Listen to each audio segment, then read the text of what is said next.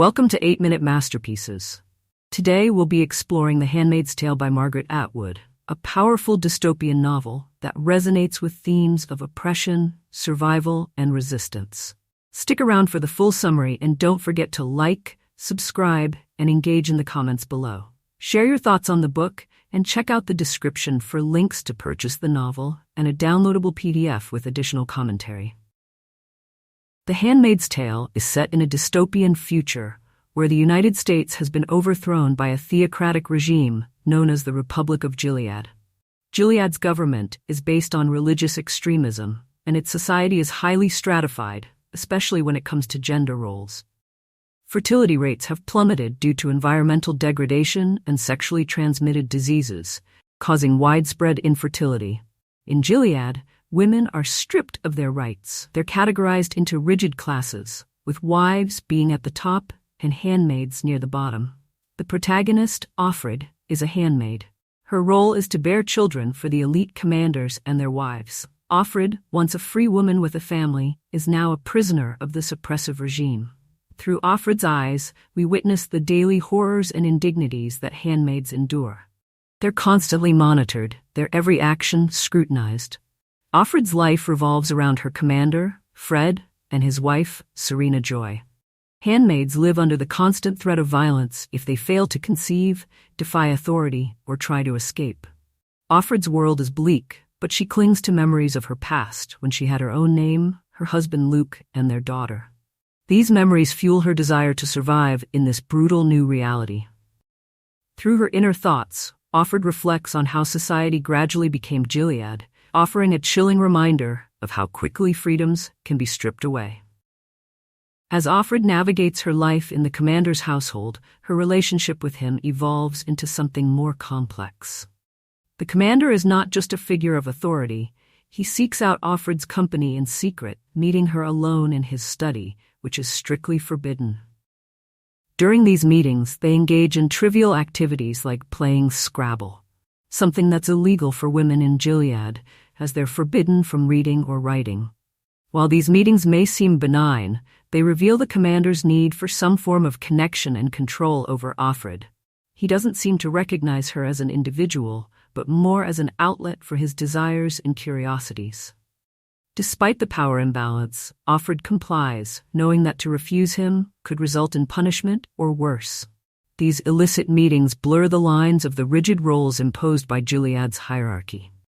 Offred knows that by entertaining the commander's requests, she gains small privileges, such as access to contraband items like magazines and hand lotion. But these favors only serve to deepen Offred's sense of captivity, as she realizes that her survival hinges on manipulating the power dynamics between herself and the commander.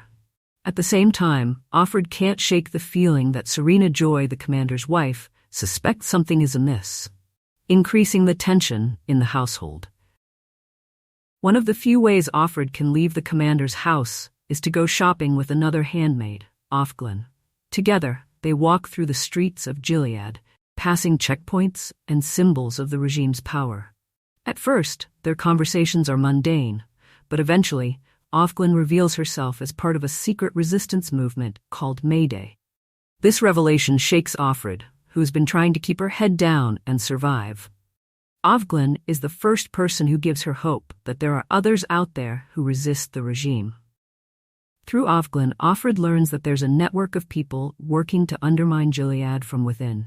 They share information, pass messages, and in some cases, help smuggle people out of the country. For Offred, the existence of Mayday is a double-edged sword. It's a reminder that resistance is possible, but it also comes with enormous risks.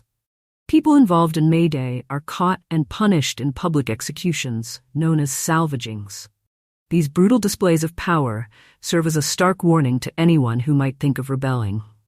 Despite this, Offred becomes more attuned to the small acts of defiance happening around her, and she starts to feel a glimmer of hope for the first time. As time passes, it becomes clear that Offred is not conceiving with the commander, and Serena Joy grows increasingly desperate for a child. In an uncharacteristic move, Serena suggests a dangerous proposition. She urges Offred to secretly sleep with Nick, the household's chauffeur, in an attempt to get pregnant. This plan is risky for everyone involved, but Offred knows she has little choice but to comply. Serena's suggestion reveals her own vulnerabilities in Gilead's rigid society. As a wife, her worth is tied to her ability to produce children through her handmaid. While she has authority over Offred, she is also trapped in a system that devalues women outside of their reproductive roles. Offred's relationship with Nick begins under these strange circumstances, but it evolves into something more genuine.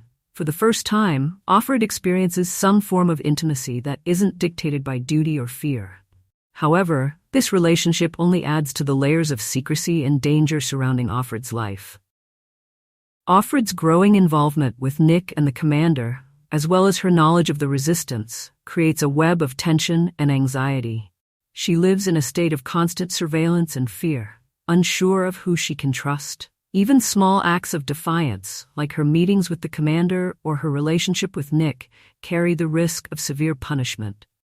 As Offred reflects on her life before Gilead, she struggles with feelings of guilt and helplessness. She wonders if she could have done something to prevent the rise of the regime, or if she missed opportunities to escape. These internal struggles highlight the psychological toll of living under constant oppression, and Offred's narrative becomes increasingly fragmented as she grapples with her past and present. The novel's climax comes when Serena Joy discovers Offred's relationship with the commander, leading to a crisis in the household. At the same time, the resistance movement grows more active, and Offred becomes more involved, though she remains cautious. Eventually, the household is thrown into chaos when the authorities come for Offred, but it's unclear whether they are there to arrest her or to help her escape. The novel ends on an ambiguous note, leaving readers with more questions than answers. Offred is taken away by men who may or may not be part of the resistance, and her fate remains uncertain. This open-ended conclusion forces readers to grapple with the lingering uncertainties of life under a totalitarian regime, where survival is never guaranteed. That's The Handmaid's Tale, a chilling vision of a possible future.